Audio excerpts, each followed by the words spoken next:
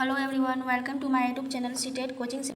तो आज हम लोग करने वाले हैं 6 क्लास की एनसीईआरटी की कुछ इम्पोर्टेंट पॉइंट्स को जो सीटेट एग्ज़ाम के लिए बहुत ही इम्पोर्टेंट है। तो ये जो नोट्स है जो 6 क्लास के एनसीईआरटी बुक से मैंने नोट किया है जो बहुत ही इम्पोर्टेंट पॉइंट है।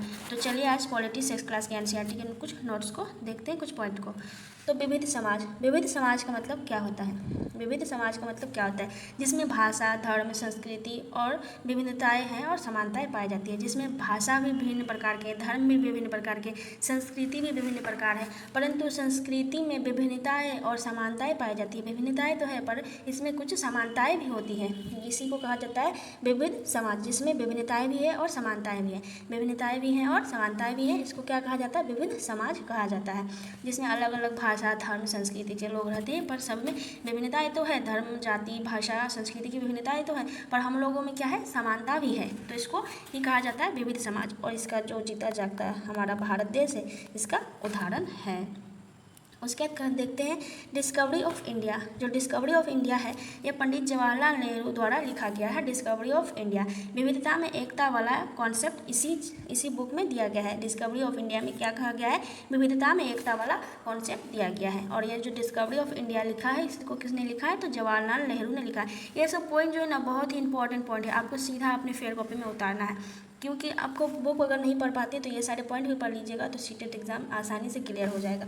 और कोई बुक पढ़ पाता है तो बहुत अच्छी बात है, आप लोग बुक पढ़ के नोट्स बनाइए। उसके बाद इस नोट्स को भी देखिए और आप लोगों की सीटेट की तैयारी बहुत अच्छी हो जाएगी। उसके बाद बताया गया लद्दाख के बारे में। ये जो है सारे चैप्टरों का निचोड़ है। सारे चैप्टर को मैं पढ़ के जो निचोड़ वाला एक नोट्स बनाई थी वो है। इसमें सारे चैप्टर इकट्ठा दिया गया है इस वीडियो में। लद्दाख, यहाँ के लोग खास तरह की बकरी पालते थे जिससे पश्मीना ऊन प्राप्त होता था। यहाँ के लोग जो है खास किस्म की बकरी पालते थे जिससे क्या प्राप्त होता था? पश्मीना ऊन प्राप्त होता था। तो इसको याद रखना है कि पश्मीना ऊन किससे प्राप्त होता है? तो पश्मीना ऊन जो है बकरी से प्राप्त होता है। और ये कहाँ मिलता है? तो लद्दाख में मिलता है। जम्मू कश्मीर के पूर्वी हिस्से में स्थित यह पहाड़ियों में बसा एक रेगिस्तानी इलाका है। तो जम्मू कश्मीर में जो लद्दाख है यह पूर्वी हिस्से में स्थित है। यह पहाड़ियों में बसे एक रेगिस्तानी इलाका है। तो इसको याद रखना कि लद्दाख है तो बहुत ठंडा होगा यहाँ पे तो इसको तो रेगिस्तानी इलाका कहा ही नहीं जाएगा। माइंड में एक चीज़ आता है पर याद रखना है कि लद्दाख को जो है रेगिस्तानी इलाका कहा जाता है। लद्दाख को क्या कहा जाता है? तो रेगिस्तानी इलाका कहा जाता है। इस चीज़ को याद रखना है। यहाँ बिल्कुल भी बारिश नहीं होती। लद्दाख में जो है ना बहुत कम, या समझिए कि बिल्कुल भी बारिश होती ही नहीं, इसलिए इसको रेगिस्तानी इलाका कहा जाता है। किसको? तो लद्दाख को। लद्दाख कहाँ है? तो जम्मू कश्मीर के पूर्वी हिस्से में स्थित है। यह पहाड़ियों में बसा एक रेगिस्तानी इलाका है लद्दाख। उसके बाद बताया गया केरल के बारे में। केरल क्या है? केरल जो ओणम केरल में मनाया जाता है। ओणम जो एक विशेष प्रकार का त्यौहार है ये कहाँ मनाया जाता है? तो केरल में मनाया जाता है। इसको याद रखना है। भारत में ईसाई धर्म की शुरुआत केरल से हुई। भारत में जो है ईसाई धर्म कहाँ से आया? ईसाई धर्म की शुरुआत कहाँ से हुई? तो याद रखना है केरल से। यहाँ की ज़मीन चावल की खेती के लिए अत्यंत उपयोगी होती है। तो केरल में जो है चावल की खेती के लिए केरल का जो भूमि है बहुत ही उपजाऊ है। तो इस चीज़ को याद रखना है। केरल में क्या याद रखना है कि ओणम त्यौहार कहाँ मनाया जाता है? तो केरल में मनाया जाता है। ईसाई धर्म की शुरुआत कहाँ से हुई? तो केरल से हुई। और यहाँ की केरल की ज़मीन किस फसल के उपजाऊ के लिए अधिक महत्वपूर्ण है या अधिक उपयोगी है? तो चावल के लिए। इस चीज़ को याद रखना है। उसके बाद बताया गया है फनेक के बारे में। फनेक क्या है? तो फनेक एक प्रकार का पोशाक है, कपड़ा है। फनेक मणिपुर में औरतों द्वारा फनेक नामक परिधान पहना जाता है। तो भूल ना मैं कि एक जो पहनावा है, जैसे हम लोग साड़ी पहनते हैं, सूट सलवार होता है, उसी तरह एक होता है फनेक। फनेक नाम का जो कपड़ा है मणिपुर में औरतों द्वारा फनेक नाम परिधान पहना जाता है। फनेक नामक परिधान पहना जाता है कहाँ के महिलाओं के द्वारा? तो मणिपुर के महिलाओं के द्वारा। केरल के मुस्लिम सौदागरों की स्थिति का वर्णन किया गया था। तो इब्न बतूता ने किया था। फिरोज शाह तुगलक के काल में यह था। इब्न बतूता किसके काल में था? तो इसको याद रखना है कि फिरोज शाह तुगलक के काल में इब्न बतूता थे। जो इब्न बतूता थे इन्होंने क्या लिखा है, क्या वर्णन किया है? तो केरल के मुस्लिम सौदागरों की स्थिति का वर्णन किया है। तो किसने किया है? तो इब्न बतूता ने। इसको याद रखना है। और ओणम कहाँ मनाया जाता है? तो अभी आप लोग को बताइए केरल में मनाया जाता है। तो एक कैसा त्यौहार है? तो नाव प्रतियोगिता के द्वारा इस त्यौहार को मनाया जाता है, ओणम त्यौहार को। उसके बाद छोटा तिब्बत किसको कहते हैं? तो लद्दाख को कहते हैं छोटा तिब्बत। ठंडा रेगिस्तान भी किसको कहा जाता है? तो लद्दाख को कहा जाता है। शीत मरुस्थल भी किसको कहता है? तो छोटा तिब्बत को कहता है। छोटा तिब्बत किसको कहता है? तो लद्दाख को कहा जाता है। तो लद्दाख के बारे में याद रखना है कि लद्दाख को क्या कहा जाता है? तो छोटा तिब्बत लद्दाख को कहा जाता है। ठंडा रेगिस्तान इसको लद्दाख को कहा जाता है। और शीत मरुस्थल भी लद्दाख को ही कहा जाता है। इसको याद रखना है। उसके बाद देखते हैं आगे पॉइंट्स को।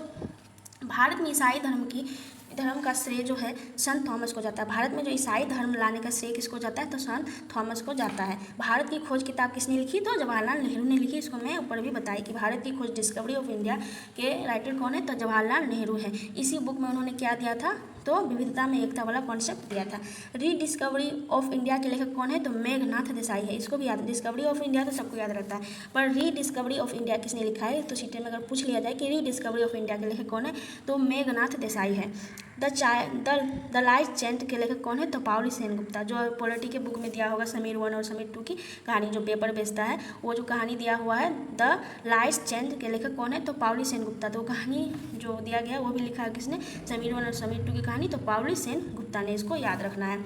इसको भी सीटेट पूछ ले, क्या पता कुछ भी सीटेट पूछ सकती है, पर सीटेट जो है एनसीईआरटी के अलावा कहीं से क्वेश्चन नहीं करती है। सीटेट जो है सिर्फ एनसीईआरटी से ही क्वेश्चन करती है। तो आप लोग को एनसीईआरटी लाइन बाय लाइन पढ़ना है, और ये सब नोट में लाइन बाय लाइन पढ़ के ही बनाई हूँ, जिसको आप लोग के साथ शेयर कर रही हूँ। उसके बाद बताया गया है why you are unafraid to hold my hand. Why you are unfriend to hold my hand के लेखिका कौन है, तो शीलाधर इसकी लेखिका है, शीलाधर है।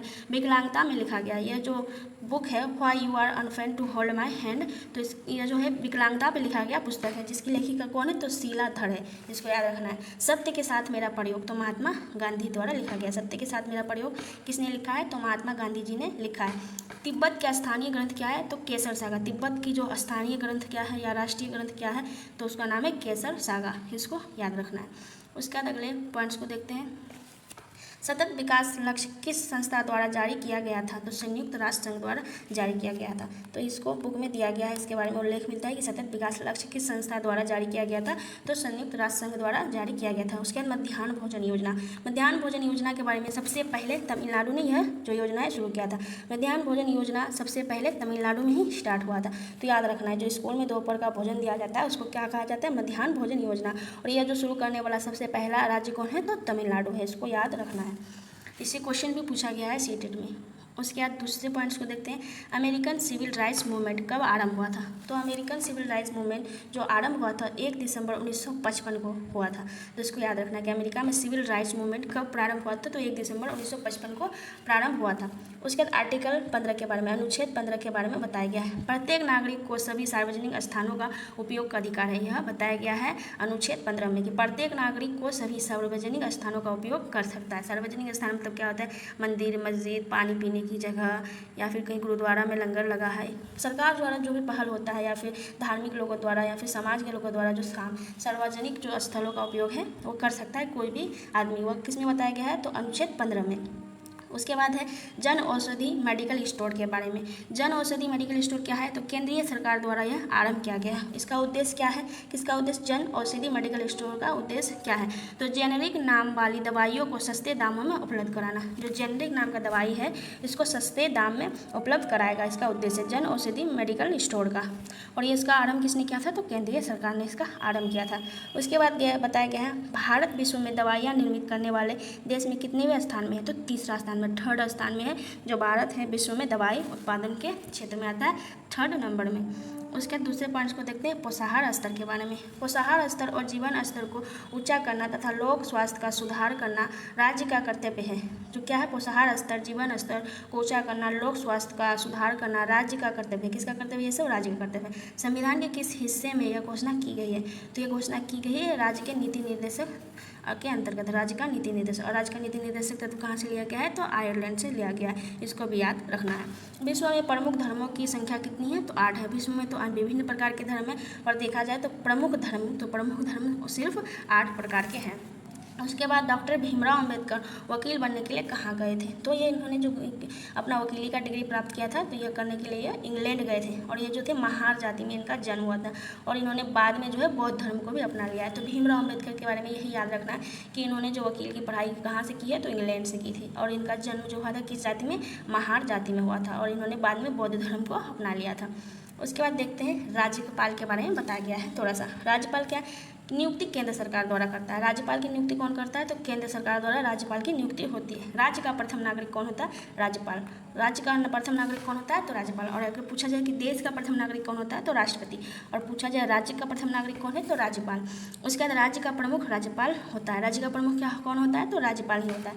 उसके बाद राज सुंदरी देवी के बारे में बताया कि अमर जीवन नामक आत्मकथा जो लिखा गया है और राज सुंदरी देवी के द्वारा ही लिखा गया। फर्स्ट लेडी ऑफ इंडिया, जिसने आत्मकथा पहली बार लिखी थी। तो यह पहली महिला थी भारत की जिन्होंने आत्मकथा लिखी थी। उसका नाम क्या था? राज सुंदरी देवी। कौन सा आत्मकथा लिखी थी? तो अमर जीवन नामक आत्मकथा लिखी थी। तो ये जो है 6 क्लास की पॉलिटी की निचोड़ है। सारे चैप्टर को पढ़ के जो निचोड़ बनता है उसका निचोड़ मैं इस वीडियो में कर दी हूँ। आप लोग 2-3 बार वीडियो को देखिएगा, आप लोग के जो सारे डाउट्स हैं वो सब क्लियर हो जाएंगे। अगर कोई डाउट रह जाता है तो आप कमेंट बॉक्स में पूछ सकते हैं। और जो मेरे वीडियो से आप लोगों को अगर हेल्प मिलती है तो मेरे चैनल को सब्सक्राइब जरूर कीजिएगा। मेरे चैनल को क्या कीजिएगा? सब्सक्राइब, लाइक, कमेंट, शेयर जरूर कीजिएगा। और यहीं से मैं अपना वीडियो समाप्त करती हूँ। तो धन्यवाद।